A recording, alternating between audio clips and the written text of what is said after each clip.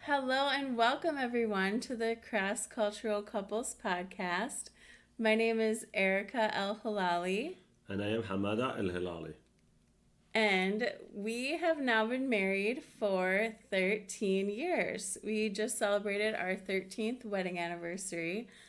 So we've been together, it'll be 15 years this month total, but our time being married is 13 years now. So for over a decade now, which is pretty amazing. Happy anniversary. Happy anniversary to you too. So today, in honor of our 13th anniversary, I thought we could talk about 13 tips that may help your relationship and your love last. And the reason we chose 13, I think I grew up in an Irish Catholic background, and 13 was always like an unlucky number. But I actually think that some of the superstition around that and everything I don't necessarily agree with, and I think 13 can be lucky. Why not? And so I just thought, and we ended up having 13 tips anyway, so it worked out. So what we're going to do, we're going to talk about each of the, we'll go down the list of each of the tips, and really we want you guys just to have some tips as far as what has helped us and make our marriage last as long as it has. Some of these tips you could probably use even if you're not in a cross-cultural relationship, but I think that it's just really important to have some guidance, because I think especially when you're in a cross-cultural relationship, there's not a lot of either marriage or relationship help really geared towards you, especially in the long term. It's more focused on maybe in the front end when you're dating somebody initially. So hopefully these tips will be helpful to you. So the first one is discuss your core values and your partners early on and see if they align or not. Yeah, so I think that's really important. I know both of us, one of the things I think that helped us a lot was we met in the summer of 2006, and it was in person and everything, and we had discussions in person, but then I had to go back to America for school, and Hamada stayed in Morocco, and so we talked online, and we would spend probably like an hour a day talking, and it was really nice because all we could do was talk, and so we really got to know each other, got to know what our values were, and find that they were really aligned and similar. And so, we're not saying that one value is better than the other. Maybe one of your values is being really fashionable, or, another value might be being really cautious with money. Well, those may not be compatible. If one Yeah. person wants to buy designer clothes all the time and the other person's like super, careful with money, that may not align, and there may be a friction point there. Now, there may be ways you can work around it, but even if the values don't align, you have to recognize that could be a potential problem in the long term, and you're going to have to navigate that. So maybe you go to consignment shops and you look for designer brands or something like that. But there's going to be, it'll bring up a discussion as far as what potential issues could come up down the road.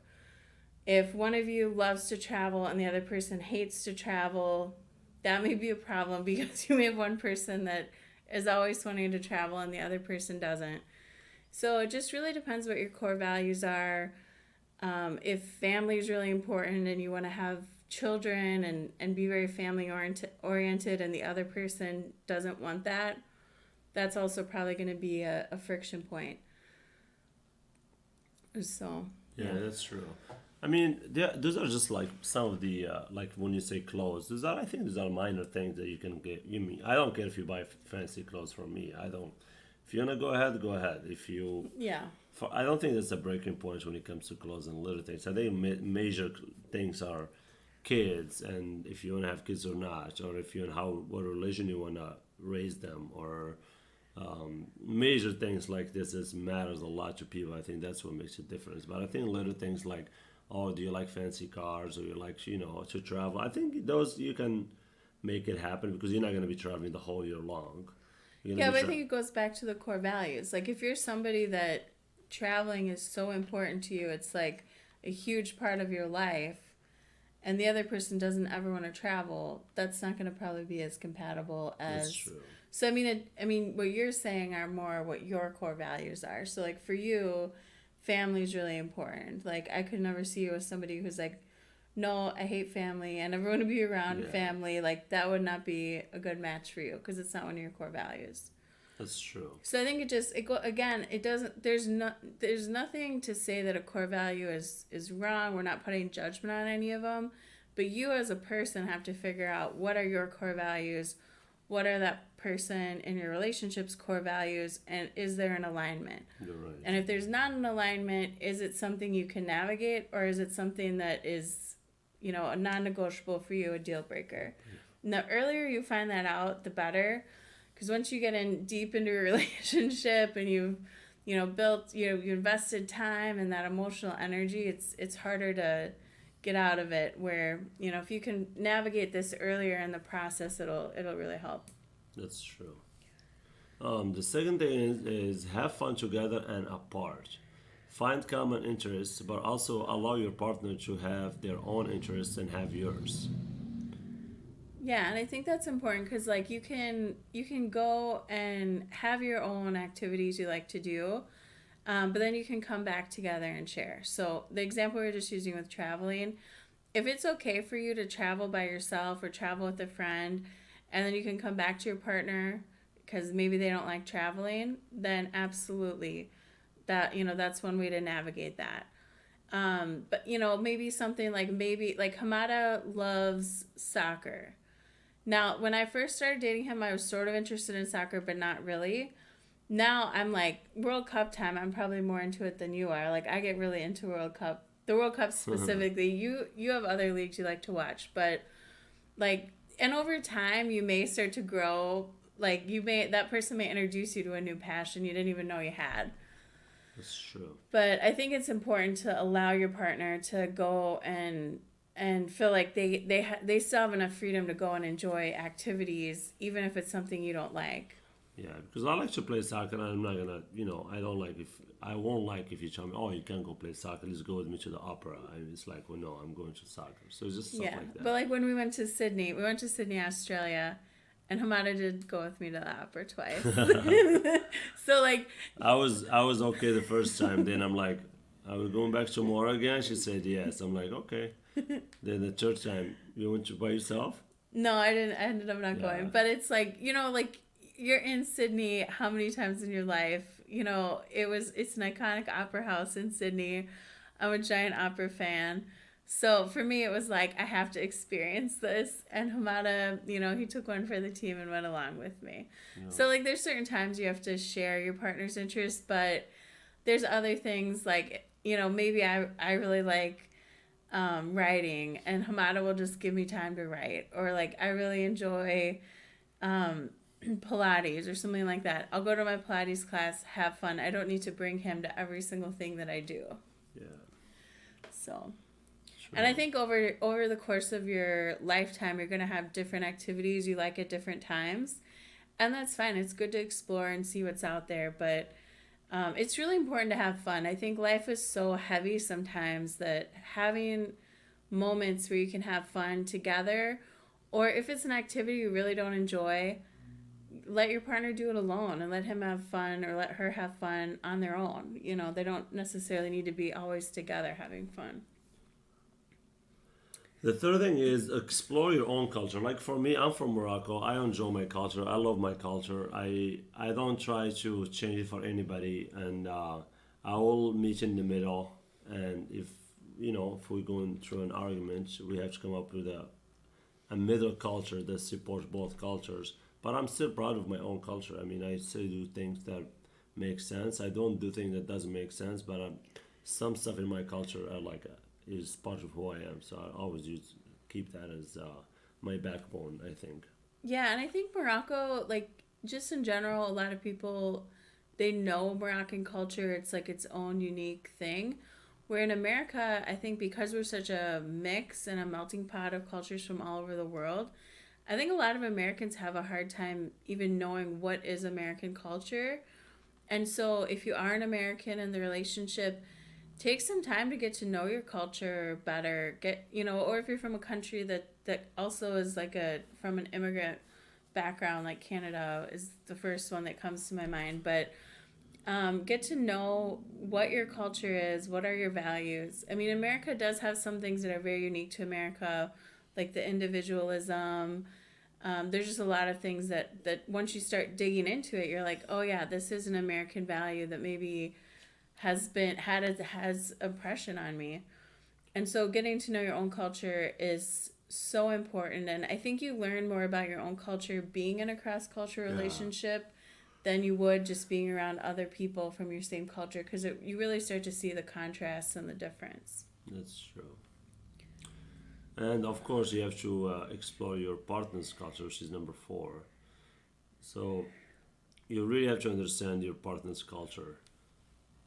Things that your partner do or care about, you do really have to at least try to understand it and see why this person acting this way or why this person is doing it this way. So if you try to understand your partner's culture, it explains a lot of things that your partner may be doing, or sometimes your partner doesn't mean to be mean, but it comes out mean because, for example, in my culture in Morocco, we speak kind of like rough, and it may come out strong, and maybe in your culture you think I am rude, and then there's a misunderstanding there, even though I was not rude. Yeah, but Yeah. it's the cultural context you're in. So Yeah, in a Moroccan cultural context, it wouldn't be rude, but in an American Yeah. one, it would. Yeah. that's true. So I think this one is really good to show your partner, one, that you respect them, but respect their culture. If you're gonna have kids, it's really important to know what both cultures are, so you can help your kids navigate and know both cultures they come from. We've done podcast episodes where we go through the Hofstede cultural dimensions. There's 6 different episodes, so you can check those out. And that's a really good tool just as a starting point to try to figure out what are the different cultural values.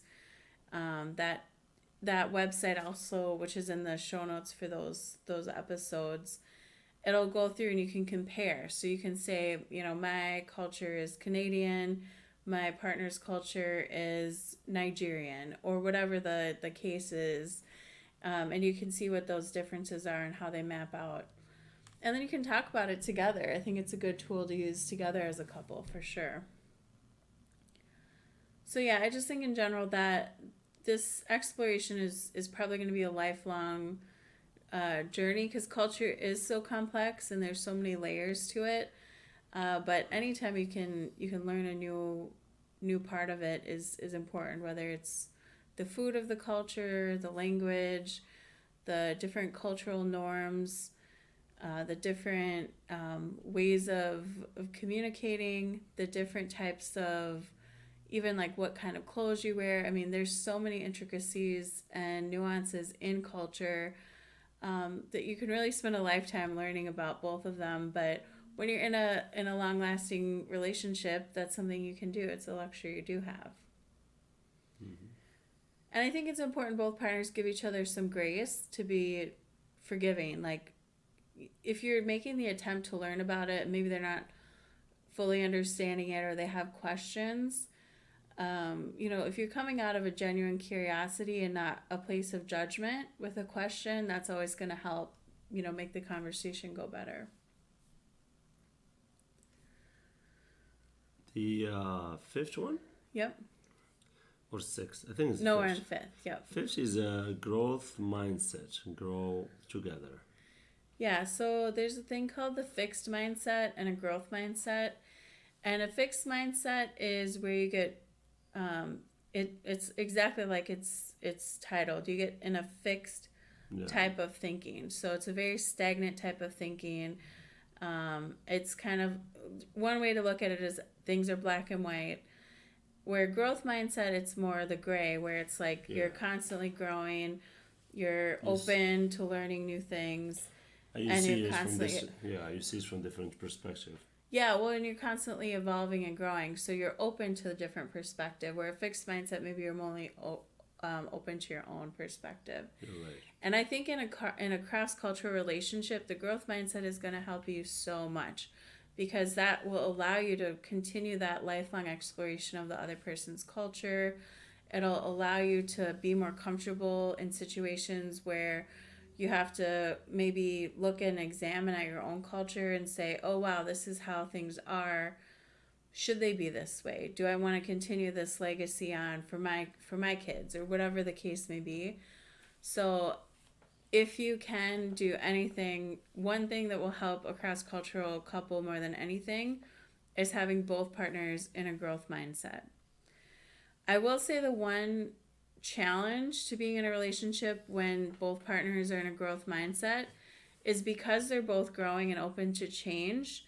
The partner that you initially marry may not be the same partner you're with over the years. So Hamada is a different person today than he was 13 years ago when I married him.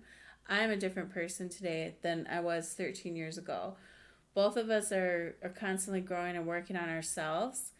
And so you have to constantly have a communication and have those points of reconnection. So as somebody moves from, maybe it's on a spiritual level, maybe you're more open spiritually over time.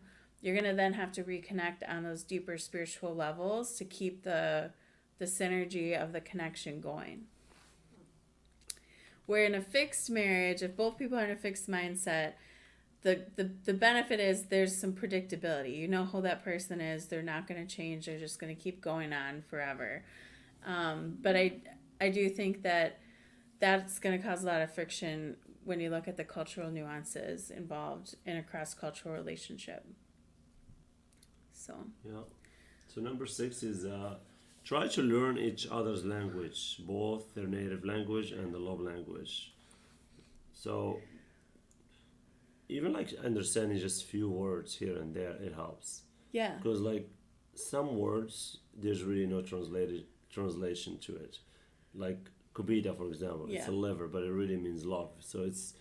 So when you try to understand other person's language, it really helps you understand him more and more.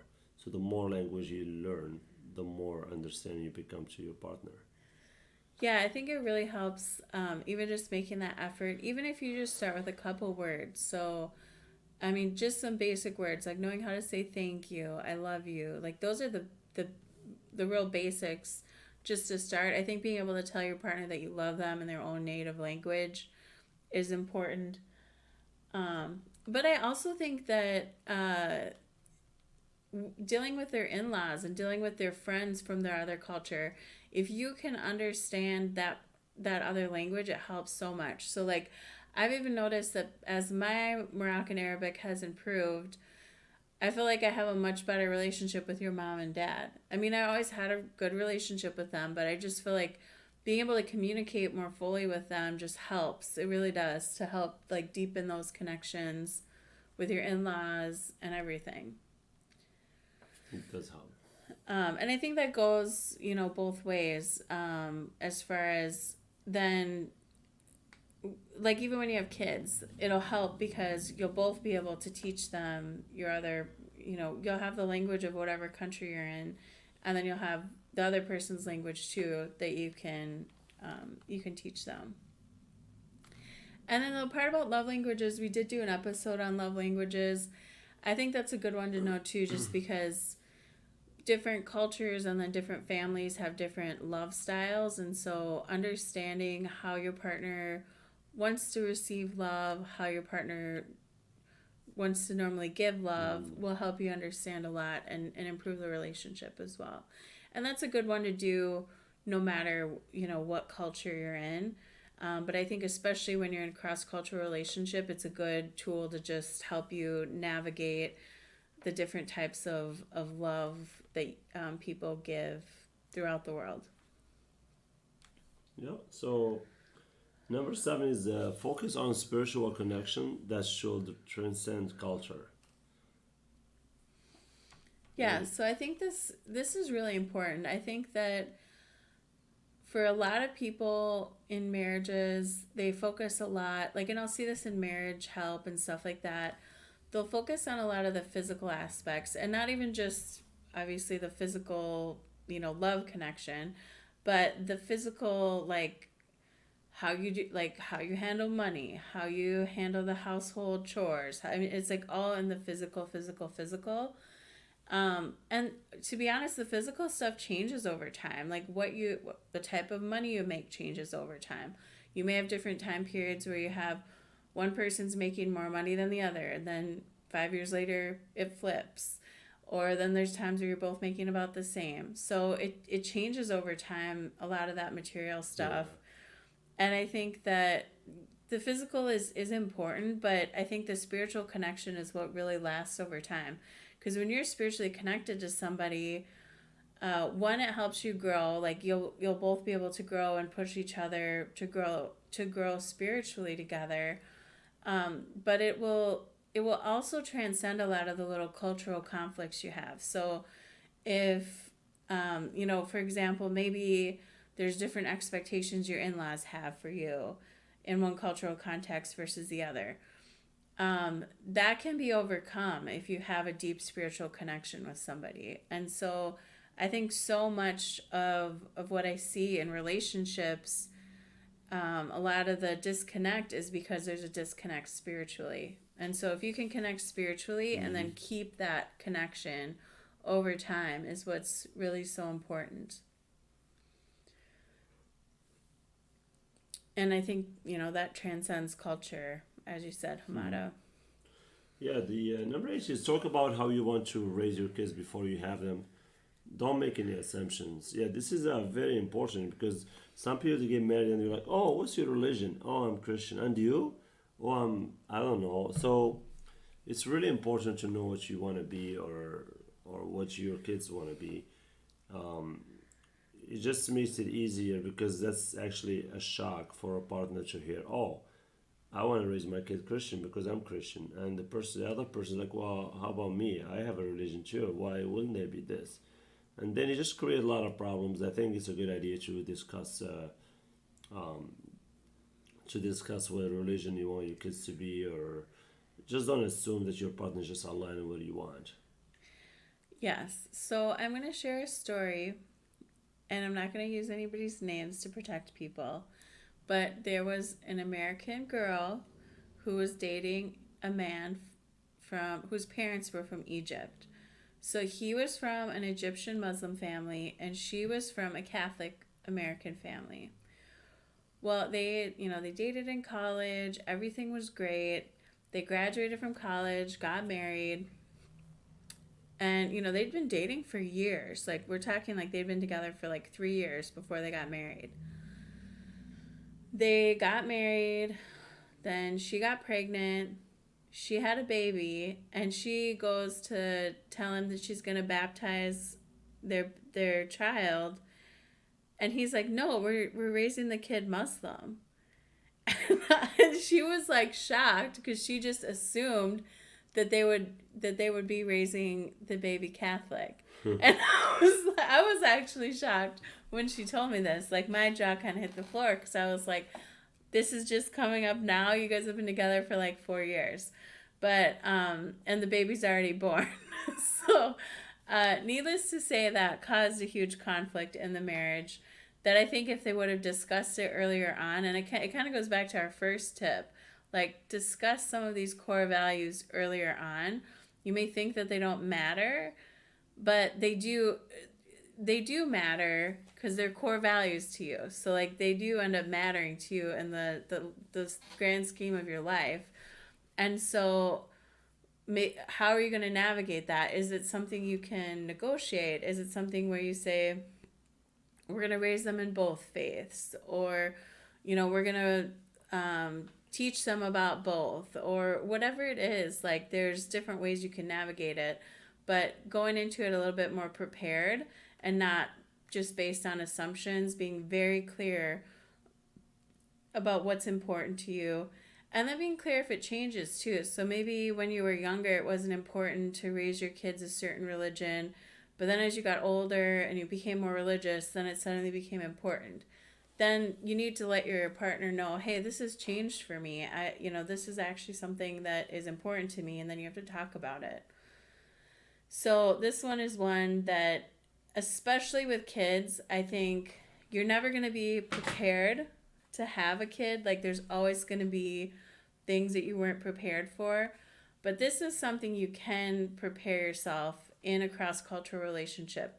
And even if it's a case where you weren't planning to get pregnant and then you get pregnant, you have 9 months to have some pretty deep conversations with your partner as far as how you want to raise the kids, what's important to you. So, I mean, I think nature even gives us those 9 months to mentally and emotionally prepare ourselves and our partners for what's coming.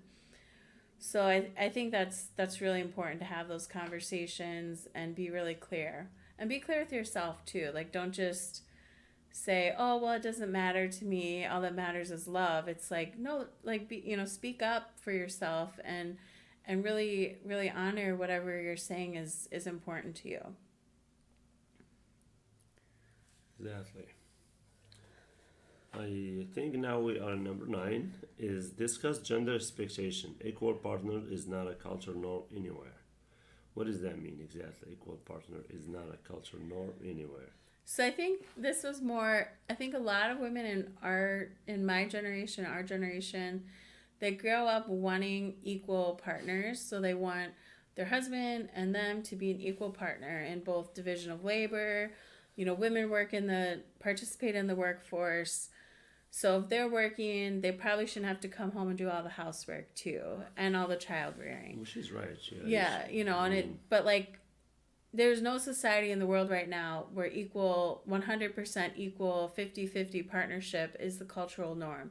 Even in more progressive societies, if you look at the numbers, it's not 50-50.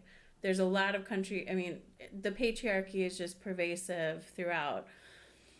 And so I think it's important to know that and know, are we going to be a culture that fits a more traditional gender dynamic where the woman does the cooking and the cleaning and child rearing and the man is the provider?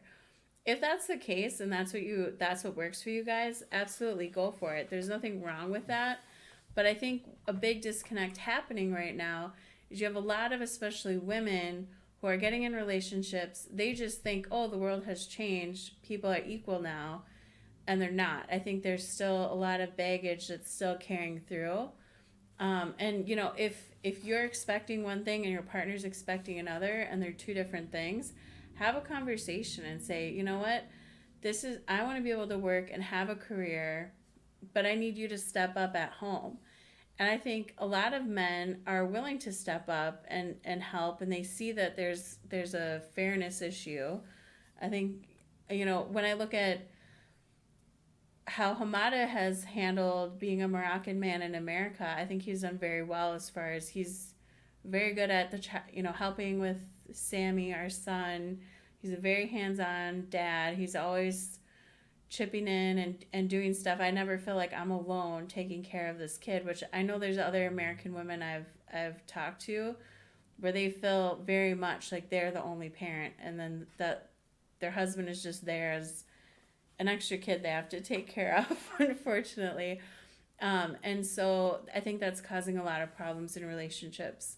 So talk about your gender expectations. Even if you're in the same cultural context, this is something that's changing in almost every culture. So I think that it's just really important to have really deep conversation with your partner and say, this is what my expectations are. I think that women should do about half of the housework and men should do half, or whatever it is. And you can divide that however you want to. So, like, I'm a much better cook than Hamada is, hands down. I mean, I think you agree with that, right?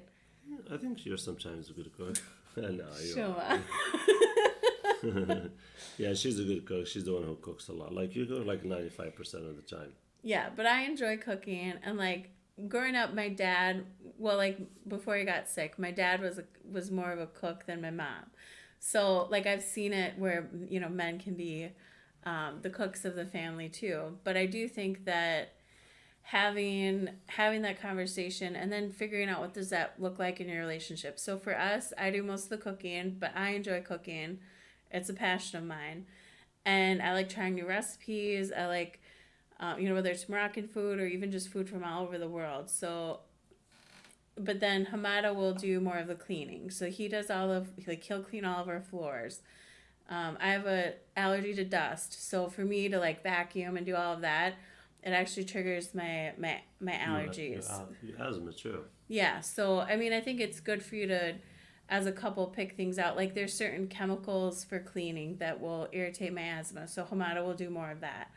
So like, talk with your own partners and figure out if there's chores you really don't mind doing or you enjoy doing it, then do those, and then have your partner do the other ones that maybe they don't mind doing. So, you have to kind of, again, meet in the middle and find what Yeah. works for you guys both. But have those expectations laid out, and don't make judgments on people. Don't say like, oh, this person's a bad woman because they're a bad cook. If they don't want to cook and they're not good at it, don't judge them for it. Like, it's not. I think these expectations people have sometimes need to be reevaluated as well. Yeah, and now we'll get into number 10, which is the in-laws. I think the relationship with the in-laws can be difficult, especially if you come from different cultures. But just let your partner talk to their parents or their sisters or their brothers. Don't just come in and talk to them because they may take it offensive and you might not build a good relationship with that. So just let your partner talk to their in-laws, and I mean talk to their family and tell them what do you like and what you do not like. I think that would be easier than just try to be in a confronting argument with in-laws. That's never a good idea. Well, and especially if there's a language barrier. So, like for me, if I have to tell your mom something, and I could be saying it in a tone that's completely normal for an American, but for a Moroccan, that would be super rude. So, like, especially if you don't know all of the cultural nuances of how you should communicate something, and you may have all the best intentions when you're communicating. I just think it's better to have that come from their own son or daughter. I just think that's easier for everyone, and then it doesn't put your spouse in a bad position either. Like if I need to tell my mom something, it's better for that to come from me than for Hamada to say something to my mom or my sister or whatever. So both ways, I just think you don't want to put your partner in a bad situation, and just communicate and set those boundaries that both partners can be comfortable with. I So think setting boundaries is kind of a tough word to use, but it's like in-laws don't like boundaries. Just tell them, hey, this is what we well, like, that's and I would say for Moroccans, they definitely don't like boundaries. So, So I do think this has been one that's probably caused the most conflict in our relationship is in-laws, especially in the beginning. But I do think that having clear boundaries helped me as an American, and really looking at why do I want that boundary? Is that a boundary because society has told me it should be a boundary, or is it personally something that's really important to me? So there's some things that I haven't set a boundary with that most Americans I would have. So I think that I also have been flexible in understanding what is the Moroccan culture, what is normal in Moroccan culture, and then is it okay with me? Like personally, I'm fine with it. There's certain things that I'm just fine with. So I think boundaries are a good word to use, but definitely something maybe Moroccans aren't keen on. I will say too that once you get married and have kids, that's when you see even less boundaries, I think, from any culture. I think when you're dating somebody, most in-laws are on their best behavior, but as soon as you're married and then you start having kids in the family, they're like, okay, you're actually part of the family now, so we're not going to be in our best behavior anymore. So I think that happens in all cultures. and number 11, tough time are gonna come. You just have to stick with your partner and just support them. That's all you can do. It's pretty easy and simple. Tough time are coming, and you just have to do your best to support each other. Yeah, and I think it's really important to not turn on each other. I see this a lot, especially in the pandemic. Like I saw an article that like divorces are at an all time high or something like that. And I know you talked to you had a customer you were talking to Yeah, who was a divorce lawyer, and he said they're like, the triple times yeah, they're they like normally triple do. what they normally are. And so I do think that what happens sometimes is people get stressed out and they take their stress out on their partner. And I don't think that's healthy for you or your partner, obviously. So I think, at least for us, one of the things that we've done really well whenever times have been tough, we've circled the wagons and we've stuck together and supported each other instead of like, tell your partner, what can I do to help? What can we do to get through this, instead of showing up to your partner with blame or anger. I don't think that helps anything. You're right. So number 12 is, Protect your relationship from negative forces, people or culture.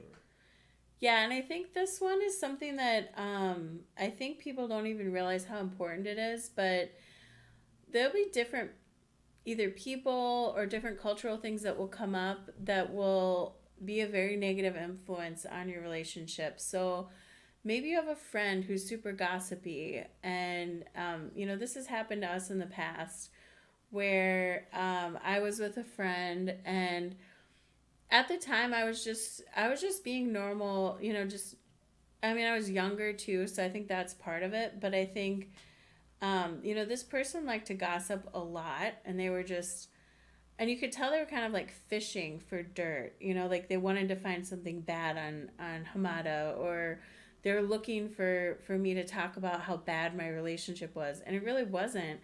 And eventually I just cut that person out of my life because it was just like, I don't need that negativity in my life. And for things like that, where it's a friend, where you really don't need to be around anybody if they're a negative force on you, cutting them out, having that boundary was pretty easy, and I actually felt better after I did it.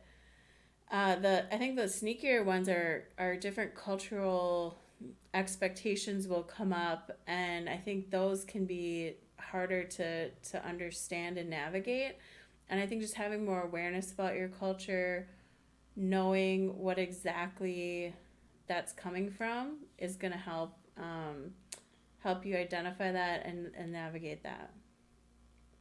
Exactly. Number 13, which is the lucky 13. Find the support. Find and support each other's dharma, which is a life purpose. Like if your partner likes to do something, just let him do it. You know, as long as he's keeping his job, I guess. I mean, as long as you're paying your bills, if you want to do something aside, go ahead and do it. If you want to be a musician and, go ahead and do it. But in the meantime, you may want to keep your part time job to just keep the money coming in because let's face it, reality, you have to pay the bills, you have to support your family. So if you want to do something, support your partner, let him or let her do it. And if you can afford it without them having to work and just supporting their life purpose, their dharma, then go ahead and do it. But if you do have to work and still like to do like music, or you like to do painting, or you like to swim, yeah, do that on your day off, or do that in your, after you finish work, I think. Yeah, so one of the reasons we actually moved to California was so Hamada could pursue his dharma, which is in the entertainment industry. So he does acting, and then he also does music. He is a rapper, so you can check out his YouTube channel for some of that. But I think it's something that has actually been a thread our entire relationship, whether it's supporting each other in careers, if we want to do something, go back and get a degree, we want to do a certificate, something like that. For example, during the pandemic, Hamada wanted to learn how to do video editing. And, he'd been laid off, or not laid off, what was it, furloughed or something? Yeah. Yeah, so he was furloughed um, during the pandemic. And he's like, during this time, I really want to be able to learn how to video edit. And I 100% supported him in that. And he learned that skill, and now he does our sound editing for the podcast. And But he also does videos. He can do really great videos and everything. But um, I think if I had been in a more critical um, mindset or whatever you want to call it, I could have really stifled your passion and your exploration of figuring out what is your dharma, what is your true passion and your talent for what you want to do. And I think that it strengthens your marriage so much when you support each other. I think being in that energy, maybe you don't know your own dharma, but if your partner does, then that may spur you to say, what I'm doing now, I don't know if that's really my passion. Like, life is short, and I think 2020 taught us all that in so many ways that, we do have a limited time here. And so, what is it that I really want to do out of life? And then support your partner in that same journey as far as finding their purpose and really being cheerleaders for each other in that. I agree. So, those were our 13 tips. We have had a very interesting 13 years together. I know I've grown and learned a lot being your wife for this long. I have learned the same too. I have started, a person and I met another person. Not completely, but like I have changed. I use what makes sense and I push away what it doesn't make sense. And, Yeah. I think. Yeah, so we hope all of you all the success and love in your cross-cultural relationships, and we really appreciate you guys listening. Thank you so much and have a great day, everyone. Thank you so much. Yes, thank you, and feel free to connect with us on Instagram at Cross Cultural Couples. You can also check out our website, crossculturalcouples.com. Thank you so much. We appreciate you and we love connecting with you. Take care and stay connected. Yeah, have a good day, everyone. Thank you. Bye